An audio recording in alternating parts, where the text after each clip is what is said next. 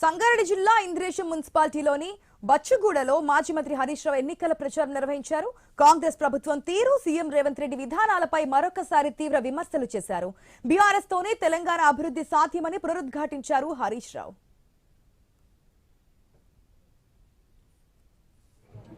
మరి మనం ఎవరికి ఓటేయాలనో ఆలోచించాలి. అన్నం పెట్టిన వాళ్ళకి వేద్దామా, సున్నం పెట్టిన వాళ్ళకి వేద్దామా? ఇప్పుడైతే 2.5 ఏళ్ళైంది కాంగ్రెస్ గవర్నమెంట్ వచ్చి. అర్థమైంది, పాలేందో నీళ్ళేందో తేలిపోయింది.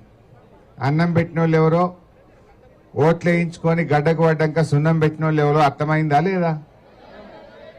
కేసీఆర్ ఉంటే 2000 రూపాయల పెన్షన్ ఇచ్చిండ్రు. కేసీఆర్ గారు కళ్యాణ లక్ష్మి ఇచ్చిండ్రు. కేసీఆర్ గారు ఆసుపత్రికి పోతే కేసీఆర్ కిట్ ఇచ్చిండు. కరోనా వస్తే నెలకు 10 కిలోల బియ్యం ఇచ్చిండు. ఈ బచ్చుగూడలో మంచినీళ్లకు తిప్పలుంటే పెద్ద వాటర్ ట్యాంక్ కట్టి ఇంటింటికి నల్లబెట్టి ప్రతిరోజు నీళ్ళు వచ్చేటట్టు చేసి మీ నీళ్ల కష్టాలు తీర్చిండా లేదా? అంతేకాదు, ఇవాళ ముదిరాజులకు చేప పిల్లలు ఇచ్చిండ్రు, గొల్లోళ్లకు గొర్రెలు ఇచ్చిండు, మా ఎస్సీలకు దళిత బంధు ఇచ్చిండ్రా లేదా? అదేవిధంగా ప్రతి గల్లీకి సీసీ రోడ్ వేయించినాం. అదేవిధంగా ఈ ఊర్లో ముఖ్యమైన ప్రదేశాల్లో హైమాస్ట్ లైట్లు, పెద్ద పెద్ద లైట్లు పెట్టించడం జరిగింది. అదేవిధంగా ముఖ్యంగా ఈ రోడ్డు, మనం ఏదైతే ఇప్పుడు నిలబడ్డ రోడ్డు ఒకప్పుడు ఎట్లుండేది? అసలు ఉండేనా రోడ్? ఇది ఇంద్రేశం నుంచి బచ్చుగూడ మీదుగా ఇస్నాపూర్ దాకా ఈ రోడ్ వేసినాకనే, ఈ చిట్కులకు కలిపినాకనే కదా మన భూములకు ధర వచ్చింది, మన ఊరికి కలొచ్చింది. అవునా కదా? 7.5 కోట్ల రూపాయలతో ఆనాడు మన కేసీఆర్ గారు మన మైపాలని అడిగితే ఇంత మంచి రోడ్ వేసి మన బచ్చుగూడకు, మన ఇస్నాపూర్కు, మన చిట్కులకు ఇలా కల తెచ్చిందా లేదా? అంతకుముందు ఉండేనా ఈ రోడ్ ఎవరేసిండ్రు?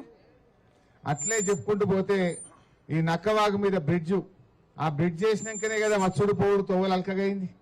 ఆ బ్రిడ్జ్ లేకముందు మన బచ్చుగూడ పరిస్థితి ఎట్లుండే? బస్ అన్న చక్కగా వచ్చునా? దయచేసి మీరు ఆలోచన చేయండి. ఇట్లా ఎన్నో చెప్పుకుంటూ పోతే 100 ఉన్నాయి కేసీఆర్ గారు చేసినాయి. మరి కాంగ్రెస్ గవర్నమెంట్ వచ్చి 2.5 ఏళ్ళైందమ్మా. ఏమైనా జరిగిందా? ఒక్కటైంది, బస్సు తప్ప అంత తుస్సే. ఆ బస్సు కథ కూడా అది రాదు, బస్సు రాదు, కాలు పెడదామంటే జాగా దొరకది. ఆ బస్సు కథ కూడా ఎట్లా అంటే భార్యకు ఫ్రీ, భర్తకు డబుల్ టికెట్.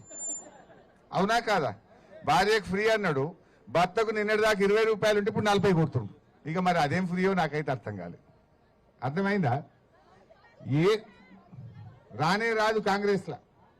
మరి ఈ కాంగ్రెస్ గవర్నమెంట్ వచ్చినాక ఏమన్నా జరిగిందా? ఏం చెప్పిండ్రు ఆ రోజు? కేసీఆర్ 2000 ఇచ్చిండు, మేము రాగానే 4000 పింఛన్ ఇస్తామన్నారు. వచ్చిందా ఎవరికైనా? బచ్చుగూడలో వచ్చిందా? మరి